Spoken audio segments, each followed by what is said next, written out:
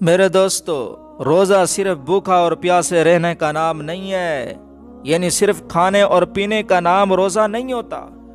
آنکھ کا بھی روزہ ہوتا ہے، زبان کا بھی روزہ ہوتا ہے، کان کا بھی روزہ ہوتا ہے، دل و دماغ کا بھی روزہ ہوتا ہے۔ روزہ دار انسان تو سر سے لے کر پاؤں تک روزہ دار ہی ہوتا ہے۔ اس لیے کہ حدیث میں آئے کہ بعض روزہ دار ایسے ہیں جنہیں بھوکا اور پیاسا رہنے کے سوا کچھ بھی حاصل نہیں ہوتا۔ کیوں؟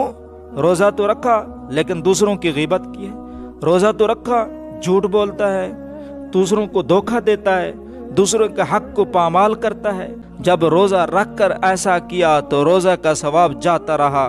اس لیے حدیث میں آئے کہ بعض روزے دار ایسے ہیں جنہیں بھوکا رہنے کے سوا کچھ بھی نہیں ملتا۔ اس لیے علماء اور مشائخ نے روزے کے 6 آداب بیان فرمائے ہیں۔ نمبر 1، نگاہ کی حفاظت۔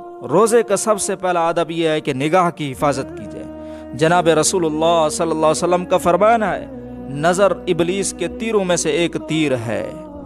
نمبر 2، زبان کی حفاظت۔ روزے کا دوسرا ادب یہ ہے کہ زبان کی حفاظت ہو۔ حضور علیہ الصلوۃ والسلام نے فرمایا کہ تم مجھے 2 چیزوں کی ضمانت دے دو، میں تمہیں جنت کی خوشخبری سناتا ہوں اور مجھ سے جنت لکھوا لو۔ ایک چیز زبان ہے اور دوسری چیز شرمگاہ ہے۔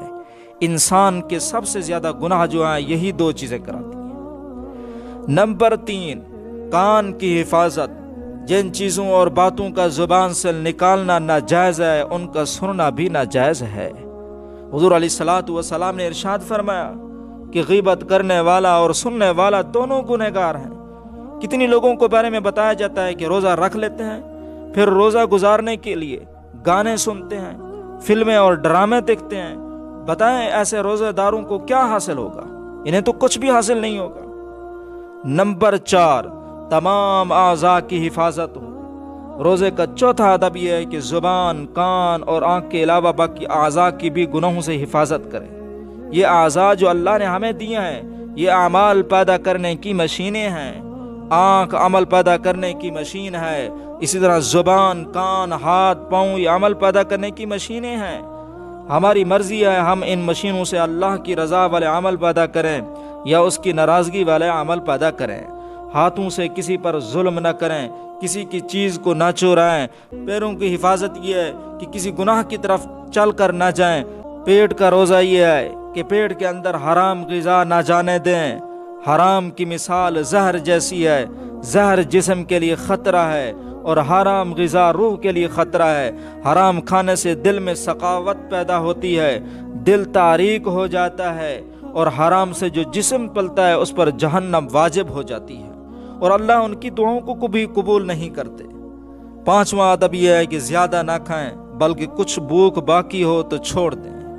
ہم تو ہر کھانے کو زندگی کا آخری کھانا سمجھتے ہیں۔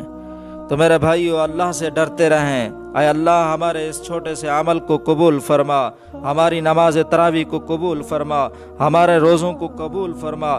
دل کے اندر اخلاص ہو، اللہ کی محبت ہو، دن رات اللہ سے مانگیں۔ اللہ پاک ہم سب کو روزہ رکھنے کی توفیق عطا فرمائے، آمین۔